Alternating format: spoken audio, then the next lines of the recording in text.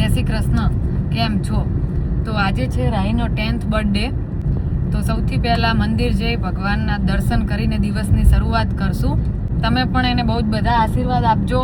દર્શન કર્યા પછી અમે જે જગ્યાએ જવાના છીએ એ જગ્યા અને લોકોને જોઈને કદાચ તમે પણ મદદ કર્યા વગર નહીં રહી શકો.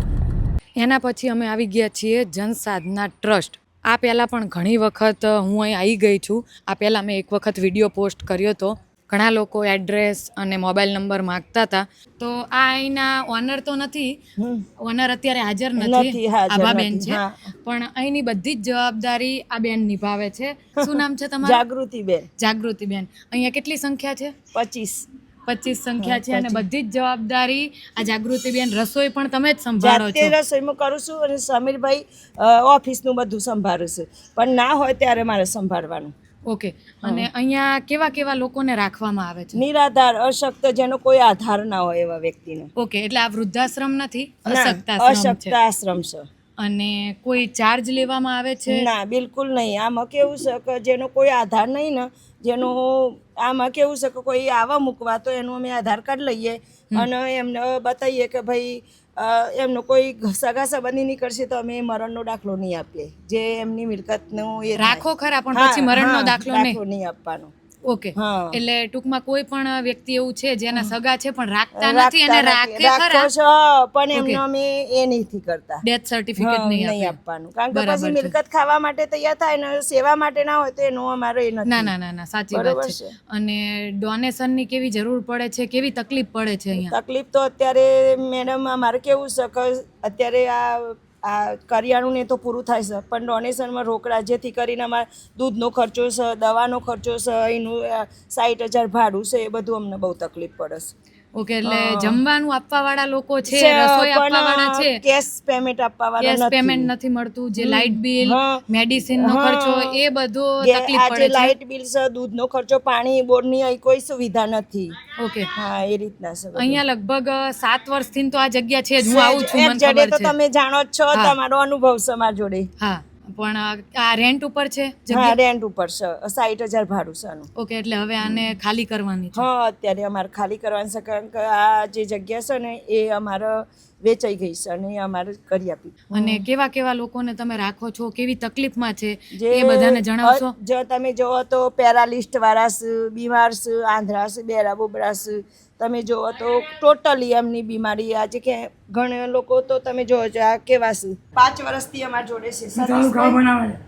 અને આજે એ કેવી સ્થિતિમાં આવ્યા હતા અત્યારે જોવો તો એમની કન્ડિશન તમે જોવો ને તો લાશ જેવી હતી, જેમ કે તમે જોઈ બી ના શકો. તમને રડવું આવે કે સારું આ દાદા મળી જ જશે, નહીં થાય. પણ જો આજે મારા દાદા કેવા છે.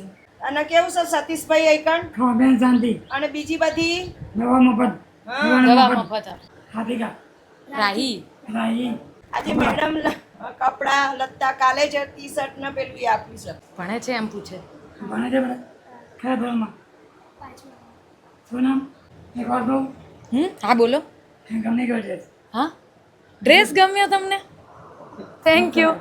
કોઈ વસ્તુની કોઈ પણ જાતની એમને નહીં નવડા ધોવડાવવા માટે કેટેગર રાખેલા છે. આજે એક કેટેગરના 20-25 હજાર પગાર. હા, સેલેરી. સાબુ સારો છે.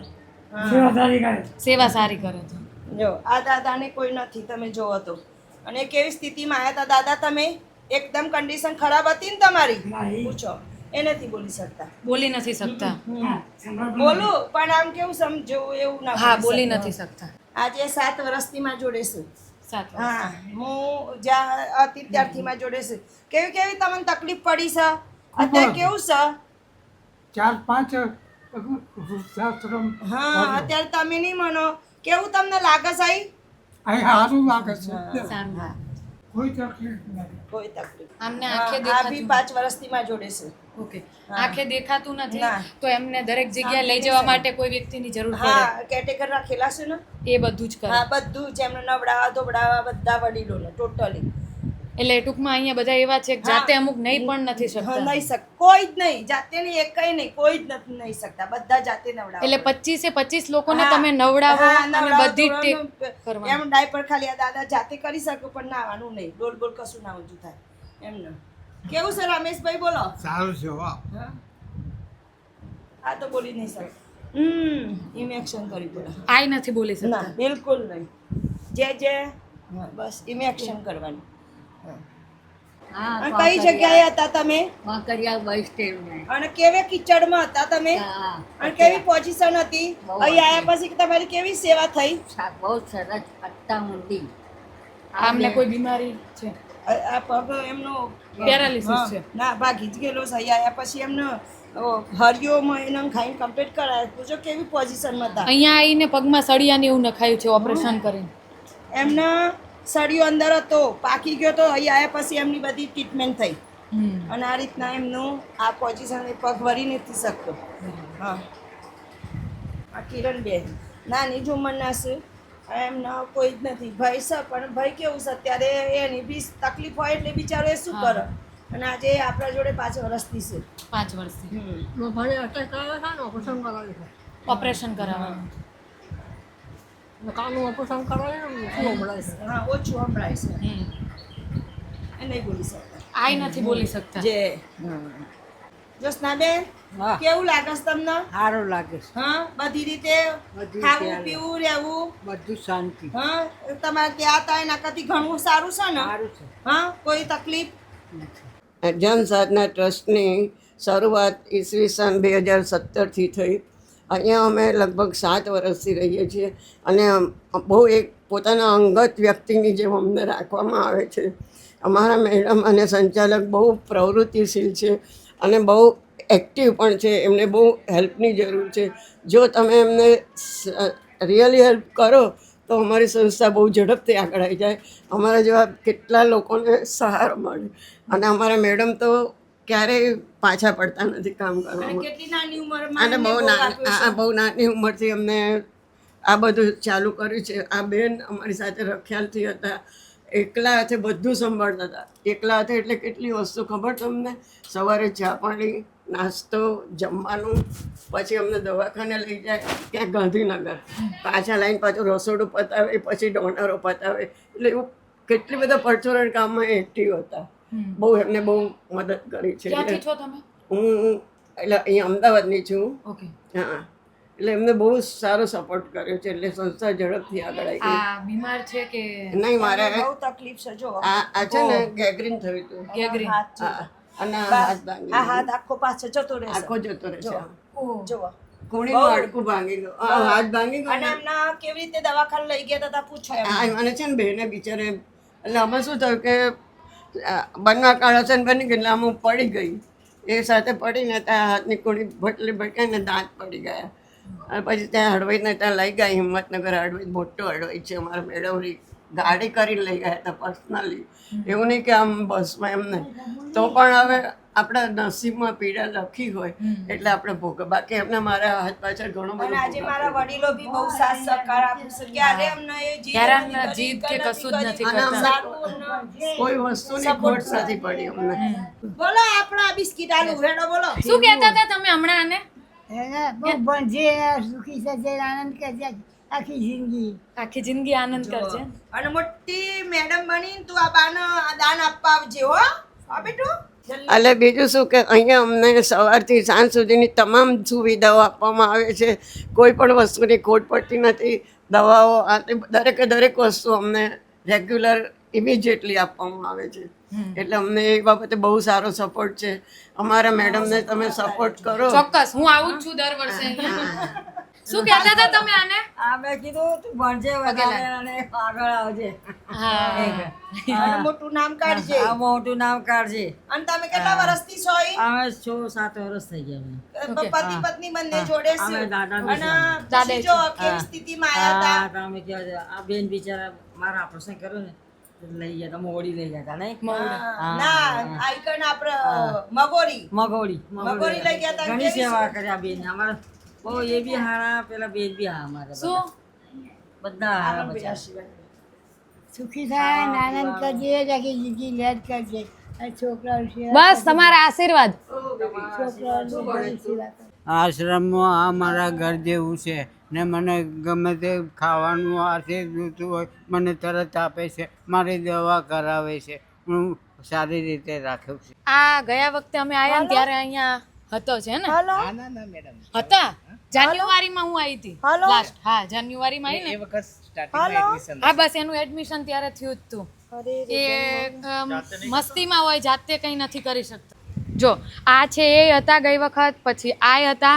આ અંકલ ખાલી નવા આયા છે, હાજર નહીં હોય તો, કેમ કે ગઈ વખત મેં આમને નહોતા જોયા. બાળકોને બધું જ શીખવીએ, પણ સૌથી પહેલા કોઈને મદદરૂપ થતા ચોક્કસ શીખવીએ. ધીમે ધીમે આપણા હું આપું તમને એક હું આપું તમે આપો. ભગવાન બધાની સેવા કર બેટા. સેવા કરજો મમ્મી પપ્પાની અને બગા છોકરી તો કરે જ. અમુક લોકોને કદાચ એવું થશે કે આ તો દેખાડો કરે છે, પણ મારા આ કાર્યથી પ્રેરાઈને અમુક લોકો પણ આવું કાર્ય કરશે ને તોય મારા માટે બહુ મોટી વાત છે. આપણી નાની એવી મદદથી કે એવા કોઈ પણ કાર્યથી કોઈ વ્યક્તિના ચહેરા પર થોડી ખુશી આવે ને તો એનાથી મોટું શું હોય. હું લાખો રૂપિયા તો નથી કમાતી, પણ જ્યારથી મેં કમાવાનું ચાલુ કર્યું ને ત્યારથી મેં નક્કી કર્યું હતું કે જ્યાં સુધી હું કમાઈશ ને ત્યાં સુધી મારા આવકનો અમુક ટકા હિસ્સો હું જરૂરિયાતમંદ લોકો પાછળ વાપરીશ. બેટા જો મમ્મી કેવું સરસ કામ કરે છે અને પપ્પા કેટલો સપોર્ટ આપું છું, એવી રીતે તારે બી બેટા આટલું સરસ સપોર્ટ આપવાનો, મમ્મીઓને સહકાર આપવાનો ને બધી રીતે આગળ વધવાનું. શું કીધું બેટા? હા ને?